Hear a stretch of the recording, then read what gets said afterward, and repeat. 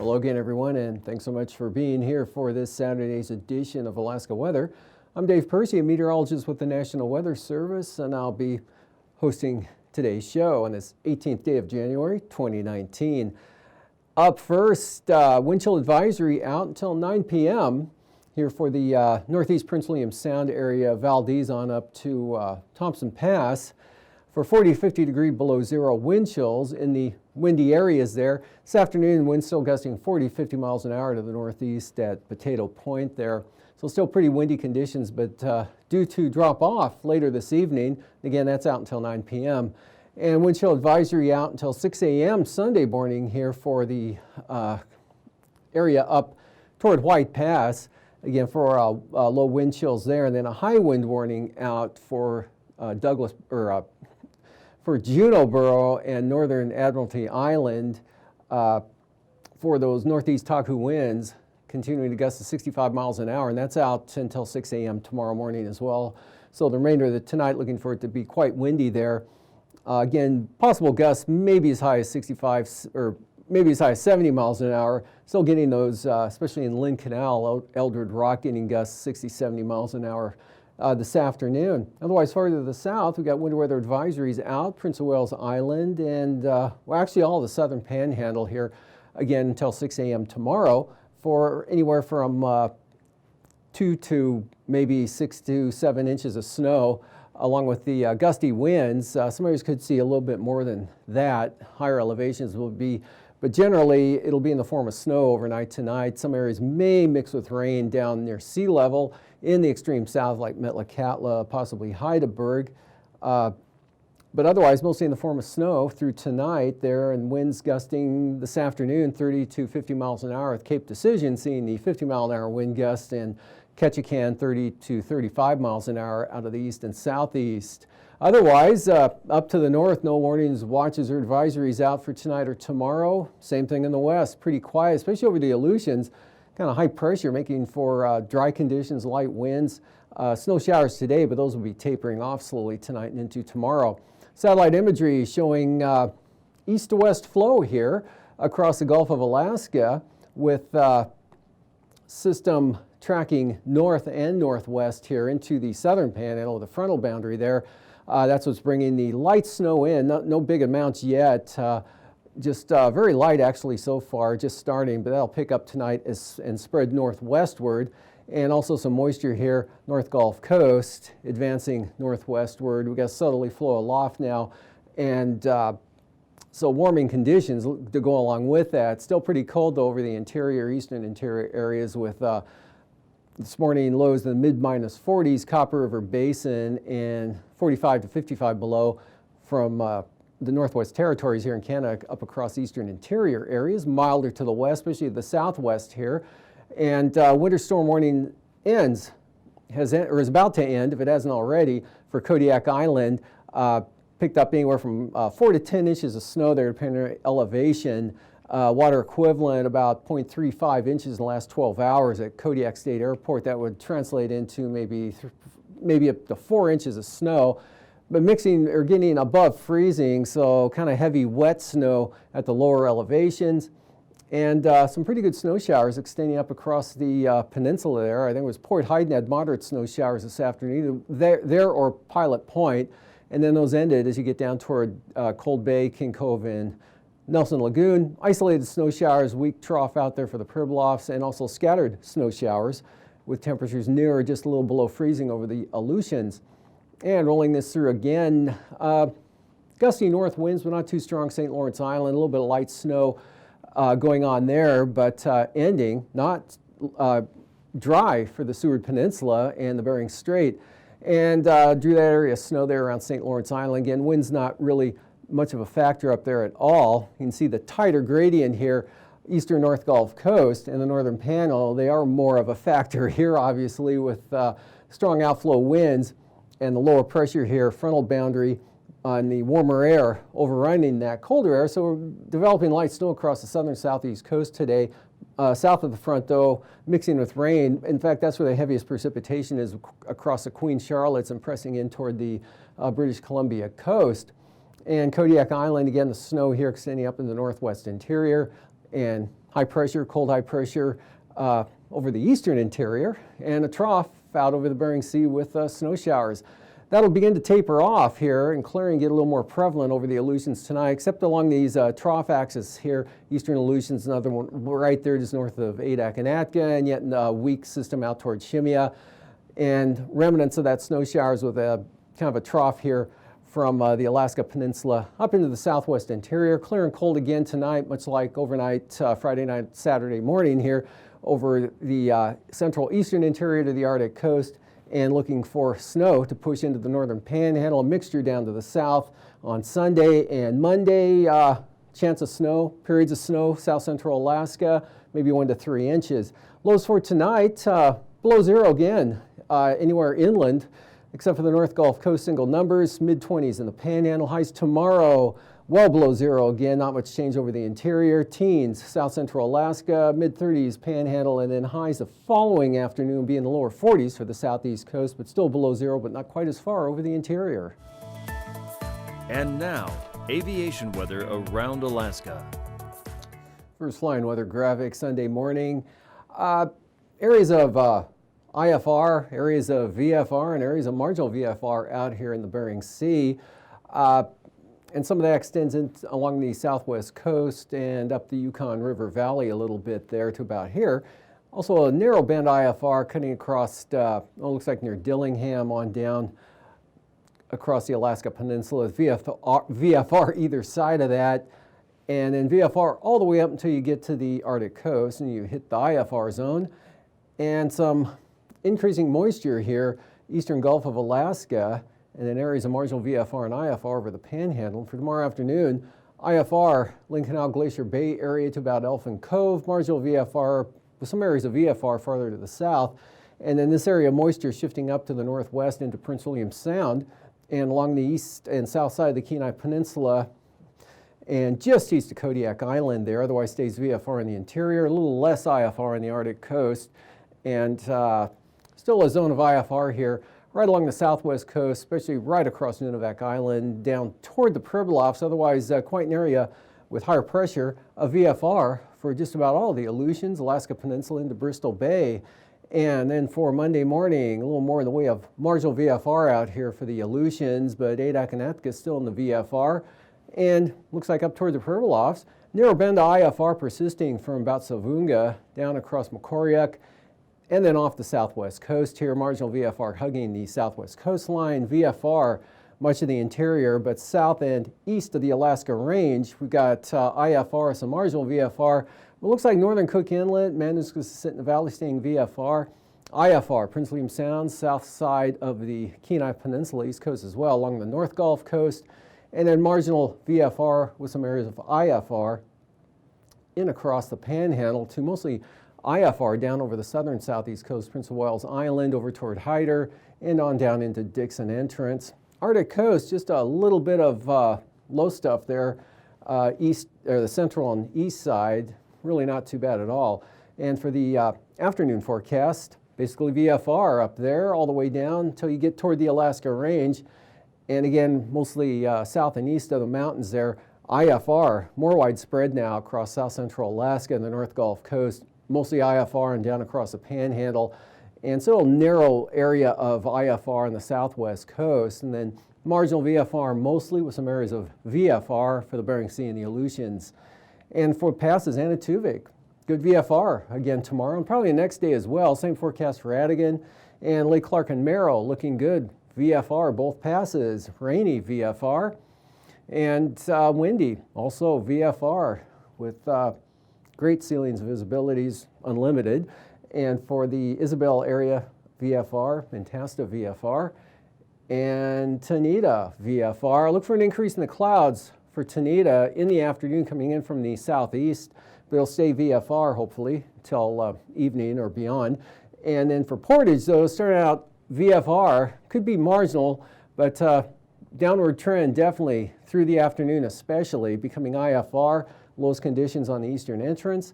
And Chilkoot and White, starting out marginal, looks like, or it could be IFR, but still be a downward trend. So I'll go marginal VFR becoming IFR, or just IFR becoming low IFR for the passes there. And for the freezing levels here at the surface, poking up, but not quite to St. Matthew Island, but definitely north of the Aleutians here, and then right along the coastline, North Gulf Coast, on down, outer coastline of the Panhandle, 2,000 feet right across Dixon Entrance. And as far as icing goes, areas of light to isolated moderate rime icing here, or mixed, along the southeast coast with that band that's kind of hanging up there, mostly central and northern areas, slipping on northwestward into the afternoon, advancing across Prince William Sound, and just a risk out here over the eastern Aleutians. And for the jet stream, northwest flow, west-northwest, 50 to 70 knots here with a trough off the southwest coast. So south to north flow, now actually more southeasterly, you see at 9,000 feet here. Pretty good winds up pulling the moisture northwestward in toward the North Gulf Coast. 3,000 feet, same pattern more or less. Trough northwest to southeast here, strongest winds on the east side of this low and trough center coming up into the eastern North Gulf Coast. Light over the Aleutians, turbulence, none out there, maybe some light isolated chop for Unimak Island, and occasional mechanical moderate chop here for small aircraft for the southeast and North Gulf Coast. I can't really name anyone that has so much integrity as she does to the things that she's accomplishing. It's pretty amazing.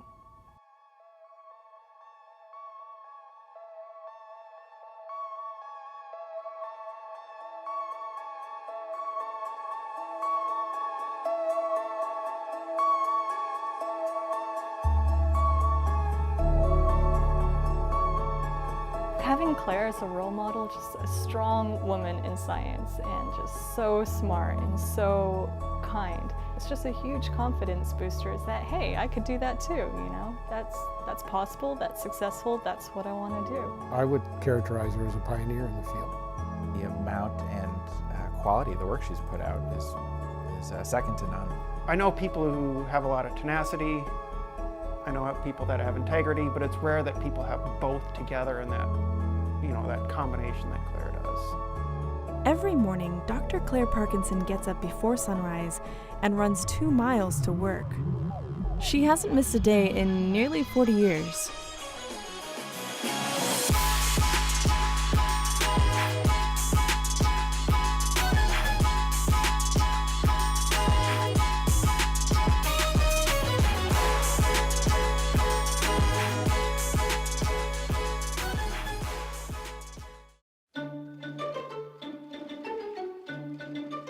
To know the evolution of sea ice and how we observe it from space is to know Claire. This year, she's celebrating 40 years at NASA.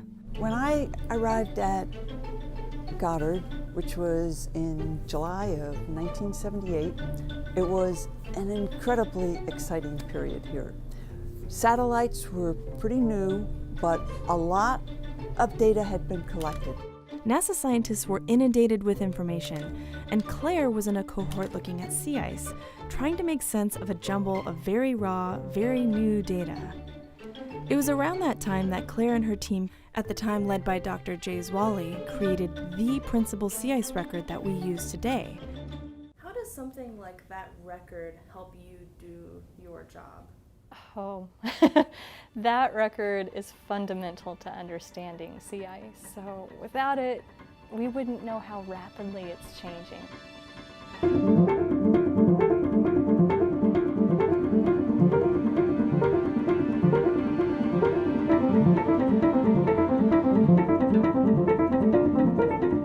You may not realize it, but Claire's work studying the changing extent of the ice caps deeply affected our understanding of climate change, and relatedly, our understanding of how climate change affects life on Earth.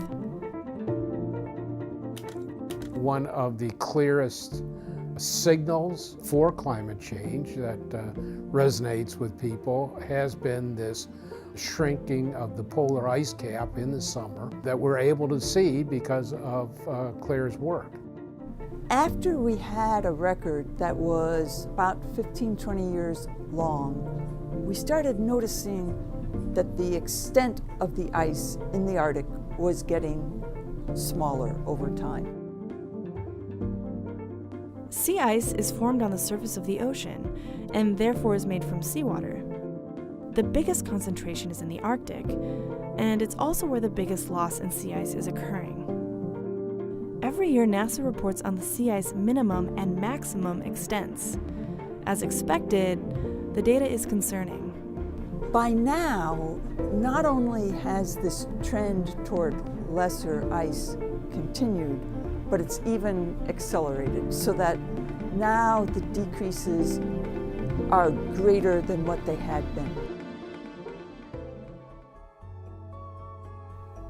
These trends are deeply troubling, but one thing's for sure.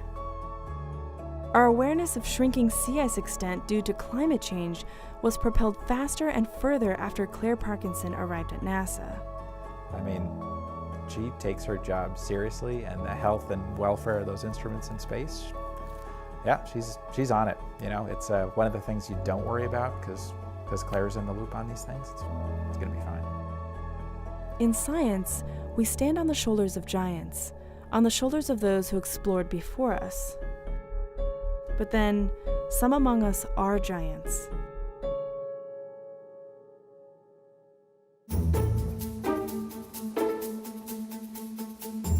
For a scientist, it's incredibly exciting to be studying these glaciers and ice sheets right now because they're doing something that hasn't happened in thousands of years. We're watching changes take place that haven't happened since the end of the last ice age.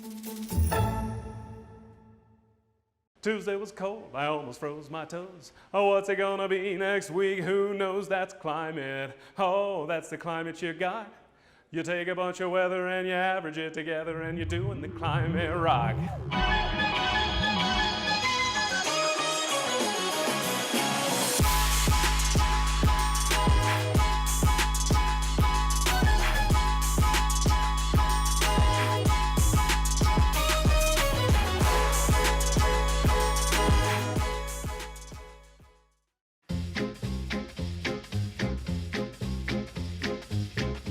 At a glacial pace, it means something's happening so slowly you can barely tell it's happening at all.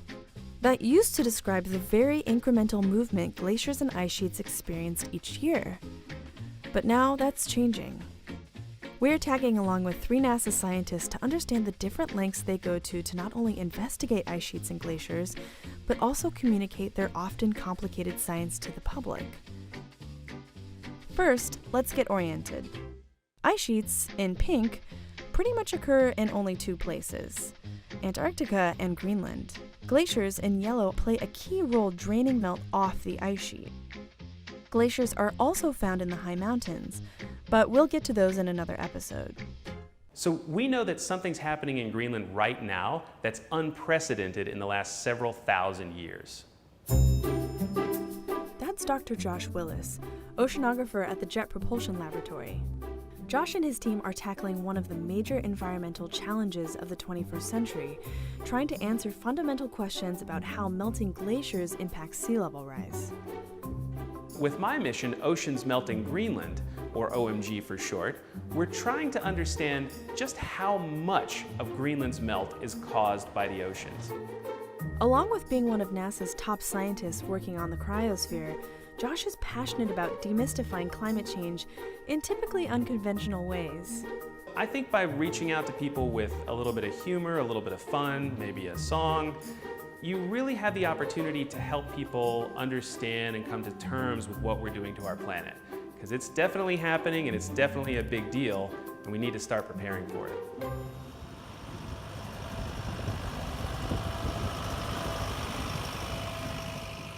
Down at the opposite pole, Dr. Kelly Brunt is getting ready for a major expedition. In December and January this coming year, I'll actually be in Antarctica down near the South Pole collecting ground-based GPS data. This is actually Kelly's second expedition to the South Pole. The first occurred in December and January of last year. Both surveys are critical and will help validate data collected by NASA's airborne campaign, Operation Icebridge, and the recently launched satellite mission ISAT-2. All three of these layers, that ground-based, that airborne, and the satellite, are all tied together. The ground-based helps validate both the satellite and the the airborne helps give us more validation data for the satellites, but also a bigger story with respect to the depth of the ice sheet and what's going on underneath the surface. While some scientists are taking measurements in the field, others are looking for answers in physics and lines of code. For me, those projections that we are doing, they do have a very personal meaning. Dr. Sophie Nowicki is an ice sheet modeler. That means she and her team have the important job of forecasting how ice will change in the future, which also predicts changes in sea level rise. It's a job she doesn't take lightly, especially since urban planning and infrastructure use her team's models to make decisions about the future and safety of their communities. When we make those projections that are 100 years in the future, 100 years can seem so far away, like I don't have to worry about it, it's just too far. But actually they are not. It's really like the future that we are looking at, that our children or grandchildren will see to experience. Whether it's learning to communicate in new ways, traversing a swath of Antarctica in a massive piston bully, or taking responsibility for an impactful climate forecast, our NASA explorers are pushing the limits of discovery every day. But on a very human level, they're people with families and friends who have a stake in finding out why and how the planet is changing as rapidly as it is.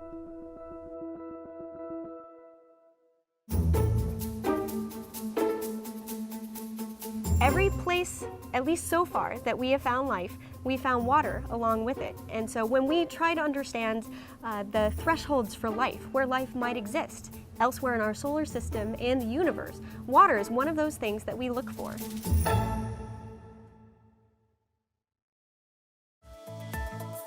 And now, marine weather around Alaska. Welcome back. Looking at today's sea ice analysis, not much different here from yesterday. Still well north of St. Paul Island there, and then cuts into northern Bristol Bay. And Cook Inlet, seeing a little bit of growth continuing, but that'll probably slow with a little bit milder temperatures coming in over the next few days. And for the coastal water forecast, southeast 20-25 knots on the south coast. Gale warnings on the north coast of the Panhandle here, southeast 35 knots, seas 15 to 17 feet. Lynn Canal, Glacier Bay, northern inside waters, north at 30 knots, and northeast 25 for small craft advisory, Stevens Passage, but gale force gust to 40 knots. Clarence Strait lighter out of the east at 15, seas 5 feet. Southeast 15 for Clarence Strait on Monday, east-northeast at 15 knots for the central inside water, so losing less wind Monday than you'll see tomorrow with those gale force gusts. Even Lynn Canal down to sustained north at 20. Southeast winds 20 knots on the south coast, southeast 30 knots on the north coast with 13-foot seas. Eastern North Gulf Coast, full gales here, east at 40 there, blowing across Middleton Island, 17-foot seas, northeast 25 for small craft advisories, Prince William Sound. And minimum gales for the western North Gulf Coast, Kamishak Bay and the Barren Islands, north 25 knots, 10 to 11-foot seas, small craft advisory, southern Cook Inlet, northeast at 25, and light northeast winds north of the Forelands at 10. Outlook for Monday, northeast 15, northern Cook Inlet, north 20, south of the Forelands, Kamishak Bay, northwest 25, 30 knots out of the west for the Barren Islands, southeast 15, for the western North Gulf Coast, and a tad stronger there toward Middleton Island, 20 knots, 10-foot seas, Prince William Sound, east 15, seas 3 feet. Kodiak Island, northeast 20-25 knots for the day tomorrow, northeast 25, Akiak down to Castle Cape, and then Alaska Peninsula, variable, 10 to 15 knots, but seas 13 feet on the south side of the peninsula, Pacific side, and Bristol Bay, light north winds at 15 knots with 2-foot seas. And then for Monday, west-northwest, 10 to 15 knots for the peninsula, and Bristol Bay, light winds from the west at 10, and northwest 15 or west-northwest 15 here from Castle Cape up the east side of Kodiak Island, Shelikof Strait west at 20 knots with 5-foot seas. And for the western Aleutians, northwest 20 knots, Adak and Atka 25 to 30 knot northwest winds, small craft advisories there. Next, small craft advisories, west-northwesterlies, 25 to 30 knots, extends eastward to Unalaska Island. Lighter winds in store for Monday, and a little more varied direction. Bering Sea side of the islands, north side there, northwest 15 to 20. Pacific side, north to northeast, 15 to 20. And north winds at 15 on the north shores of Adak and Atka. On the marine zone south of the islands, northeast 25. That extends out to about Kiska, then from Kiska to Shimia, north at 20. Southwest coast, southeast 15 here. Yukon Delta coast, lighter and more variable. Kuskokwim Bay and the coastline west 20 for the Pribilof, southeast 20, St. Matthew Island and St. Lawrence Island. Outlook for Monday, St. Lawrence Island, southeast winds 20 knots. South 20 knots for the Yukon Delta coast and southwest at 10, staying light there south of Nunivak Island. Northwest 20 for the Pribilof, small craft advisories with 10-foot seas for winds out of the northwest at 25 knots for St. Matthew Island. And for the Beaufort Sea coastline, pretty light winds from south to southwest to west, but all at around 10 knots tomorrow. And then from Cape Thompson all the way down to Wales, or I'm sorry, Cape Beaufort to Wales, we've got southeast winds at 20 knots. And those will fall back a little bit to 15, keep the same direction there from Wales up to Cape Beaufort. A little brisker, but not too bad. East of 15 on the west side, and then kind of getting light and variable as you head east toward Demarcation Point. For tonight, again, clear and cold again over the interior, all the way to the Arctic coast, with high pressure centered right on the border there near Northway and Tok. Milder with some snow shower activity diminishing here over the southwest coast, and snow showers diminishing also there, especially the Aleutians. High wind warning out until midnight for the Juneau area for northeast gusting 65, 70 miles an hour. And moisture gradually moving northward with this frontal boundary will spread northward tomorrow and westward, possibly getting eastern Turnagain, maybe some flurries into Girdwood. And for Monday, periods of snow, south central Alaska and the Panhandle. These forecasts are for planning purposes only. Call 1-800-WX-BRIEF for a formal pre-flight briefing. Always file a flight plan before you go flying. The U.S. Coast Guard Auxiliary urges you to leave a float plan with a friend or the harbor master before you go boating.